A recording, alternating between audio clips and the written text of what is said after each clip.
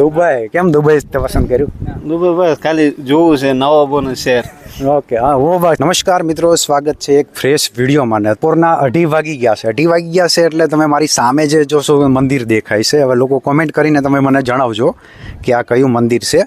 2:30 વાગ્યા છે તો પણ લોકોની આસ્થા જોડેલી છે. કાળા તડકાના બધાય લોકો અહીંયા દર્શન કરવા આવે છે. મારી આગળ તમે જોઈ શકો છો 3-4 જણા બીજા છે. આપણે એમની સાથે વાત કરવાની ટ્રાય કરીએ કે એમનું શું રિએક્શન છે. હવે જોઈએ આગળ ક્યાંથી આવે છે એમને પૂછીએ આપણે.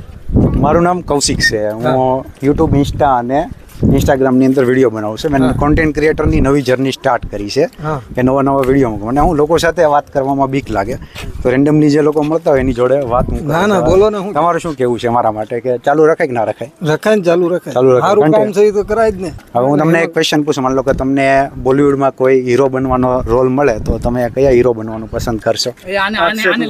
હા ભાઈ લઈ. શું નામ તમારું? લાલાભાઈ. તમને જો માન લો કે સપોઝ કરો કે બોલિવૂડમાં કામ મળ્યું છે ને કોઈ હીરોનો તમારે રોલ કરવો છે તો તમે કયા હીરોને પસંદ કરશો?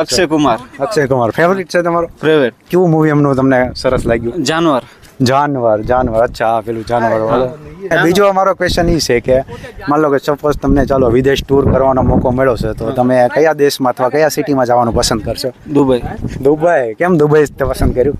દુબઈ બસ ખાલી જોવું છે નવાબોનું શહેર. ઓકે હા હું બસ શીખ લોકોનું મતલબ શેખ લોકોનું કહેવાય ને.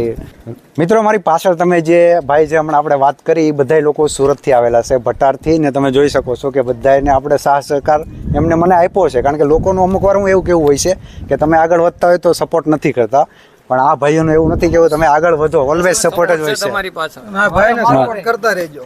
Okay thank you so much. ખૂબ ખૂબ આભાર તમારો.